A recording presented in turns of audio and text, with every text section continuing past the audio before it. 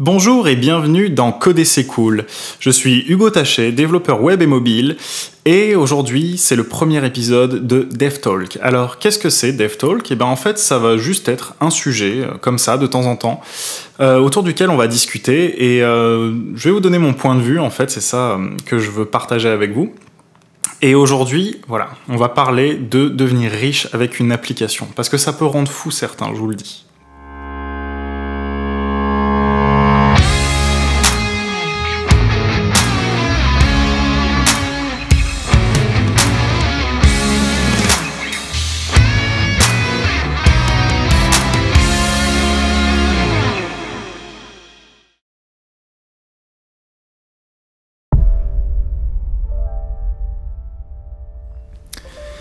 Alors, DevTalk, c'est une émission que je veux faire sans vraiment de structure. Je veux pas... j'ai pas de plan pour cette discussion-là. Je voudrais juste vous raconter quelques petites histoires, quelques anecdotes et mon expérience personnelle par rapport à ce sujet qu'est devenir riche avec une application. Souvent, j'ai une idée, en fait, je me dis, waouh, attends, j'ai envie de devenir riche. Avec cette idée, j'ai envie de devenir riche. Et je commence à avoir une petite idée, un truc sympa, à la base, je sais pas, n'importe quoi, je crois que même des trucs un peu random, du genre, je sais pas, une application pour faire des listes d'attente ou un truc comme ça, complètement débile. Et puis je vais regarder sur internet et puis je vais voir que ça existe déjà. Bon. Je suis dégoûté parce que je vais pas devenir riche grâce à ça. Faut savoir qu'en fait, c'est un peu comme gagner au loto, devenir riche avec une application. Il y a très peu de gens pour qui ça fonctionne et justement, on va regarder un peu les étapes qu'il faudrait en théorie pour devenir riche avec une appli. Et puis surtout, genre, peut-être faire le deuil de la richesse aussi, c'est-à-dire, au bout d'un moment, faire les choses parce qu'on a envie de les faire. Parce qu'on a une idée, peu importe qu'elle existe ou pas d'ailleurs, et arrêter en fait d'avoir toujours cet objectif de devenir riche. Parce que devenir riche, c'est pas juste avoir plein d'argent et faire ce qu'on veut. Devenir riche, c'est avoir des responsabilités aussi. Quand on développe une application, à mon avis, type Facebook ou autre, on est submergé, notre vie devient Facebook ou autre. Donc est-ce que c'est vraiment ce dont on a envie? Quand on s'est pas trop penché sur le sujet, on va se dire, bon bah, je vais créer un jeu ou je vais créer une application et celle-ci va me rendre riche. Comment faire pour que les gens la téléchargent? Comment faire pour que les gens achètent avec les achats in-app et tout? Ou regardent la pub? Donc déjà, si on n'est pas développeur, c'est un peu compliqué parce que, bon là on est sur une chaîne de développement, donc a priori soit vous êtes développeur, soit vous voulez le devenir. Et je vais vous dégoûter, hein, je vous le dis tout de suite. Vous serez pas riche, il y a très peu de chances, mais vous serez heureux, c'est déjà bien. Et voilà, si vous n'êtes pas développeur, ça veut dire qu'il va falloir déjà payer des gens pour faire l'application. Donc payer des gens pour faire l'application, j'espère que vous avez vraiment beaucoup d'argent de côté parce que ça coûte très cher, que vous allez développer d'abord ce qu'on appelle une MVP, donc une version qui est juste fonctionnelle de démo presque pour pouvoir attirer des investisseurs. Et ça va vous coûter très cher. Donc en plus quand on n'a pas la maîtrise des outils de développement, bah, on fait un peu confiance à une équipe, on sait pas trop comment ça va se passer, et on navigue un peu à vue, on va peut-être perdre beaucoup d'argent dans cette opération-là. Donc je pense que si on n'a pas fait des études de commerce, qu'on n'a pas un plan marketing de fou, qu'on n'a pas derrière un réseau pour pousser des idées type start-up, c'est même pas la peine d'y penser quand on est dans sa chambre en train de fantasmer sur des idées d'application. Faut arrêter ça tout de suite, ça fait que rendre presque malheureux et vivre dans l'illusion. Ensuite, quand on est développeur web ou mobile, c'est vrai qu'on peut se dire « Ah, j'ai une compétence, je vais pouvoir développer telle idée, tel machin et tout ». Et c'est très drôle, hein, parce que moi, avant de devenir développeur web et mobile, j'avais toujours des idées, et des idées de fou, hein, des trucs... je suis sûr que ça révolutionnerait le monde, comme tout le monde. Mais quand on devient développeur, en fait, on se rend compte que ces idées-là, bah, maintenant, on a le background, en fait, pour se rendre compte qu'elles n'étaient pas forcément ultra pertinentes, et qu'elles étaient réalisables, hein, peut-être, mais qu'il y en a 15 000 autres qui l'ont déjà fait. Quand on est développeur, en fait, devenir riche avec une app, c'est un peu différent. Soit on va développer quelque chose de nouveau, et ce quelque chose de nouveau, bah, faut vraiment, mais vraiment avoir l'idée du siècle, soit créer le besoin chez les gens, soit vraiment avoir découvert quelque chose de dingue. C'est très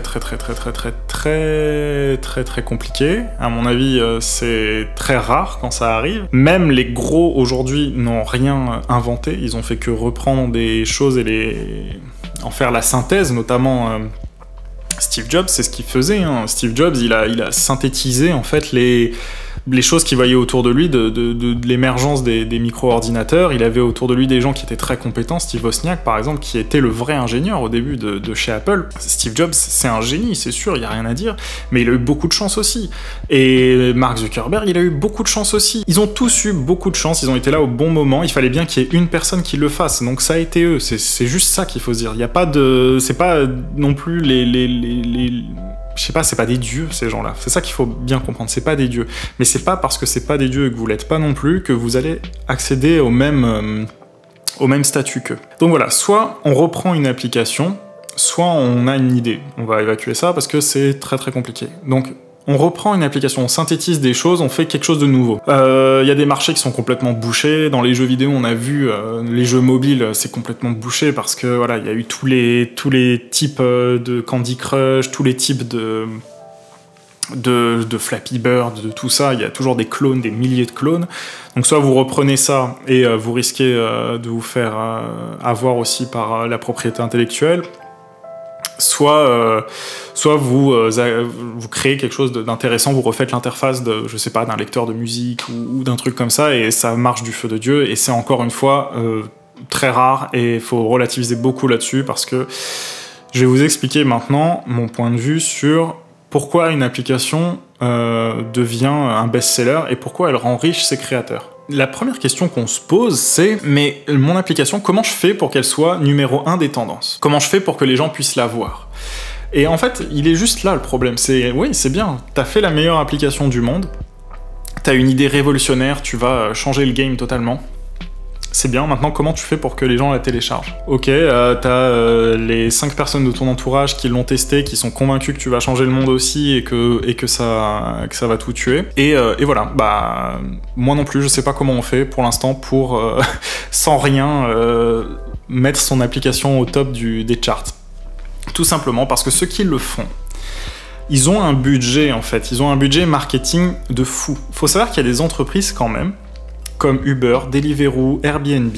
On peut se dire, a priori, mais ils doivent gagner tellement d'argent, et ces entreprises-là doivent gagner tellement d'argent puisqu'elles ont des millions d'utilisateurs, elles ont quasiment pas de frais, a priori, puisque l'application reste relativement simple, etc. Mais en fait, mais pas du tout. Et ils ont des frais de malade, mais des frais de publicité. Et en fait, ces entreprises-là, leur objectif au début, elles se sont endettées et elles s'endettent toujours. Il me semble que Uber, c'est toujours pas rentable, qu'ils font des levées de fonds constamment pour se renflouer. Ils font ça pour en fait avoir le marché. Ils veulent s'implémenter pour avoir le marché. C'est ça le principal. Ils balancent des milliards et des milliards et des milliards pour prendre la part de marché, pour détruire leurs concurrents. C'est exactement ce qui s'est passé avec les trottinettes en libre service. Je sais même pas où ça en est, puisque moi j'habite plus à Paris depuis un moment. Mais c'était la guerre, quoi. Il y a eu, je sais pas, 5 ou 6 opérateurs différents. Et voilà, ils veulent juste prendre le marché. Quitte à s'endetter, quitte à perdre des milliards et tout, peu importe. Ils s'endettent, et voilà. Donc, juste rendez-vous compte que vous battez contre des entreprises qui balancent des milliards, qui sont même pas rentables, et pour lesquels ça fonctionne même pas forcément. C'est simple, vous voulez que l'application elle soit en haut des charts, vous balancez le budget marketing qu'il faut. Et les budgets marketing, ça se compte pas en 1000, 10 000 ou 100 000 euros, hein. C'est bien plus que ça. La moindre pub, le moindre truc, c'est énorme. Donc il faut arrêter, je pense, de vivre dans l'illusion qu'on va créer une application qui va nous rendre riches. C'est franchement très peu probable. C'est pas pour ça qu'il faut déprimer et se dire « Ah ouais, ça sert à rien, je serai jamais riche ». Parce que, en fait, être riche, est-ce que c'est vraiment ce qu'on veut? Et là, on va parler philosophie un petit peu. Est-ce que c'est vraiment ce qu'on veut? Parce que, au final, moi, quand je voulais devenir riche, entre guillemets, c'était, d'ailleurs, petite parenthèse, par exemple, la chaîne YouTube, je la fais pas du tout pour gagner de l'argent. Je vais pas monétiser les vidéos, par exemple, parce que c'est pas mon intérêt. Bon, si un jour, on sait jamais, un sponsor veut m'aider ou autre, je vais pas refuser non plus. Mais c'est pas mon objectif de devenir riche, de devenir youtubeur ou autre. Moi, je veux juste partager mon point de vue, et puis voilà, c'est aussi intéressant d'avoir une présence sur le web pour ensuite avoir des opportunités ou autres, c'est aussi pour ça que je fais ça. Mais je compte pas devenir riche avec YouTube, par exemple. C'est un moyen, mais c'est pas un but, quoi. Petite pause, boisson.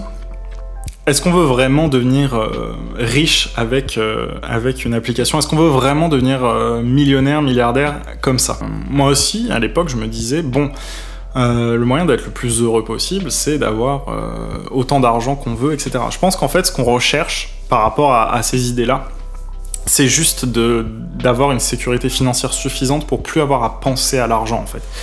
On veut juste plus avoir à se demander est-ce que je vais finir le mois, comment je vais faire pour la retraite, etc., etc. En fait, si on n'avait pas ce problème-là, on se poserait même pas la question de devenir riche, parce qu'en fait, les riches, entre guillemets, ceux qui, les Zuckerberg, les Jeff Bezos et tout, qui ont des milliards, mais juste rendez-vous compte, en fait, les milliards qu'ils ont, ils peuvent même pas les utiliser, en fait, parce c'est tellement des sommes qui sont astronomiques qu'on n'en fait rien. Je veux dire, ces gens-là, ils ont le pouvoir de changer le monde, ils le font même pas. Pourquoi ils le feraient pas? C'est ça qu'il faut se dire, c'est que au bout d'un moment, l'argent est tellement infini pour eux qu'ils en retirent plus rien, en fait.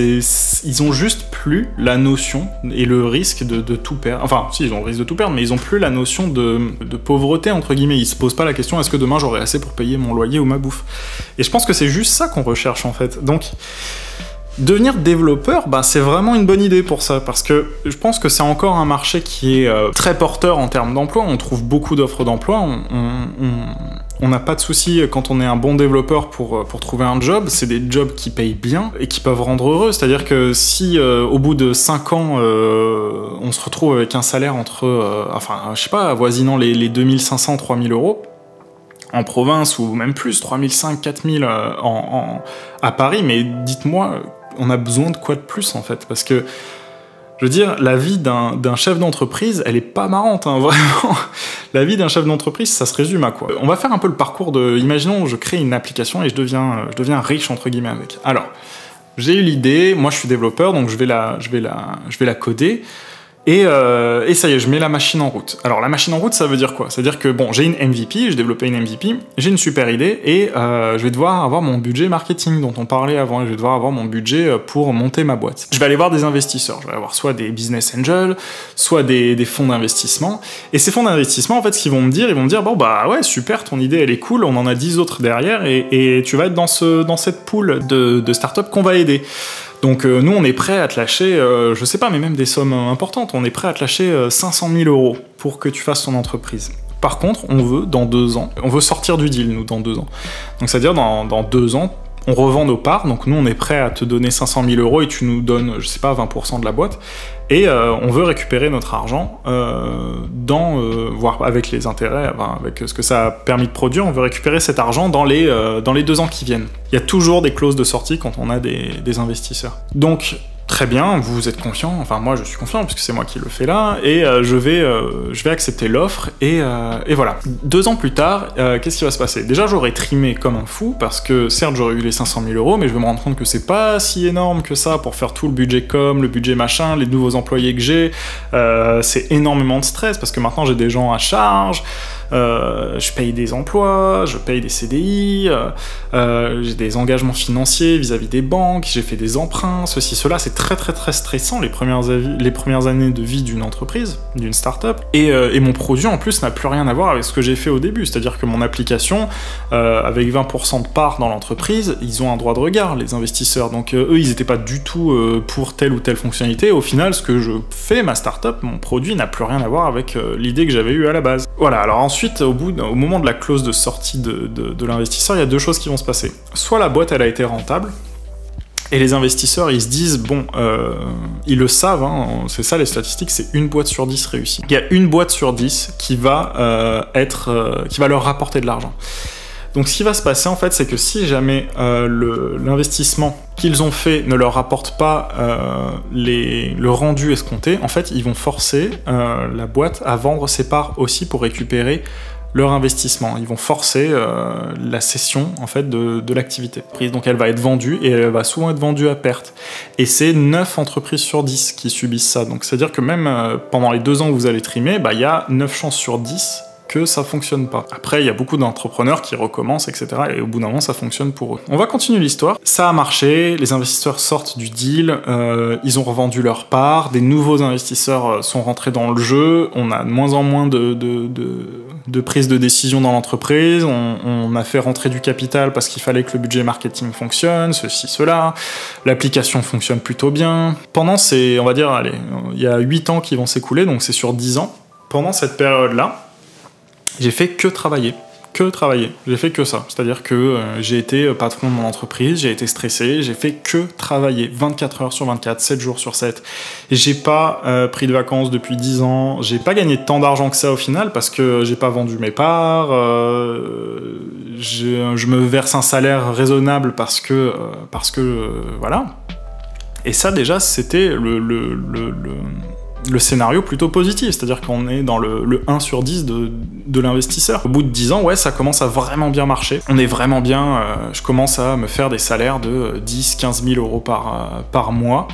Je me fais des dividendes de 100 000, 200 000 euros par an, mais voilà, j'ai pas de vie. En fait, je suis patron, j'ai mon entreprise, mon idée a fonctionné, mais j'ai pas de vie. Je vois pas, si j'ai des enfants, je les vois pas. Je pars très peu en vacances. Quand je suis en vacances, je suis toujours au téléphone, etc., etc. Et c'est ça la vie. Faut bien comprendre que c'est ça la vie d'un entrepreneur à succès, entre guillemets. Et franchement, moi, je trouve que c'est pas... enfin, c'est ma conception, mais c'est pas ça le bonheur. Je suis bien plus content avec dans 10 ans ou autre, mes 3 000 ou 4 000 euros par mois, si je suis salarié encore là, ou mes 10 000 euros de chiffre d'affaires par mois, si je suis freelance. Je suis bien plus content avec ça, je peux m'organiser comme je veux, je suis aussi chef d'entreprise, mais j'ai pas eu cette volonté d'avoir une application qui m'a rendu riche, etc. Et même si elle me rend riche, elle me rendra pas forcément heureux. Donc voilà, je pense qu'il faut faire le deuil, entre guillemets, et de la richesse et de l'application qui rend riche, parce que déjà, trouver l'idée, c'est très dur, la mettre en œuvre, c'est très dur, et tout ce qui en découle, tout ce dont on a parlé, c'est encore plus dur. Moi, des fois, je sais qu'il y a des moments, je suis dans mon lit avant de dormir, et j'ai une idée, et je me dis, waouh, c'est l'idée du siècle. Et même, je commence à regarder, à imaginer le nom du truc et tout, je me dis, waouh, est-ce que le nom de domaine, il est disponible? Je suis dans mon lit, je regarde sur OVH et tout, tac, tac, tac. Je vois le nom de domaine est disponible, bam, j'achète au cas où je le fais. Et là, je me suis retrouvé avec une facture de 3 ou 4 noms de domaine que j'avais oublié d'annuler pour la même raison. C'est la petite histoire. Et moi, ça m'amuse de faire ça, mais parce que ça implique pas grand-chose et on sait jamais si une idée démarre ou autre. Mais voilà, je pense que toute chose demande du travail. Devenir riche, c'est pas forcément le mieux. Avoir une bonne situation, c'est super, par contre. Ne plus avoir à penser à comment on va manger demain, c'est super, je pense.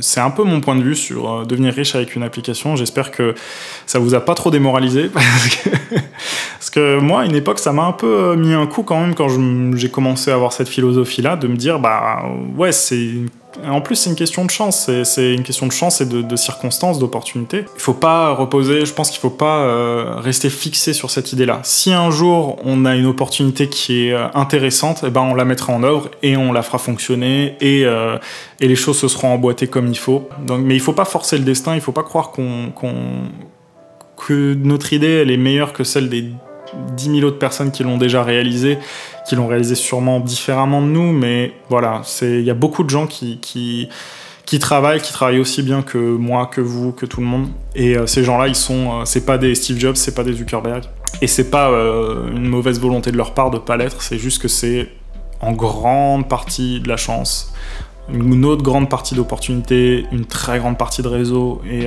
on n'a pas forcément ça au début, donc surtout si vous commencez à apprendre à développer, faites pour l'instant le deuil de créer l'application, le best-seller et tout, parce que ça a très peu de chances d'arriver, ça va plus vous démoraliser, vous déprimer qu'autre chose, et vous décourager de devenir dev, alors que devenir dev, c'est super.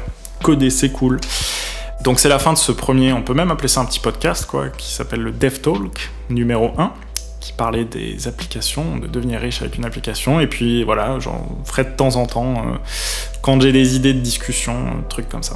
Vous pouvez vous abonner, vous pouvez mettre un pouce en l'air, un petit commentaire, me donner votre avis sur cette question-là, parce que c'est que mon avis, c'est que mon opinion, et ce serait intéressant de voir ce que vous en pensez aussi. Et voilà. Allez, je vous souhaite bonne journée ou bonne soirée en fonction du moment où vous regardez la vidéo. A plus, ciao.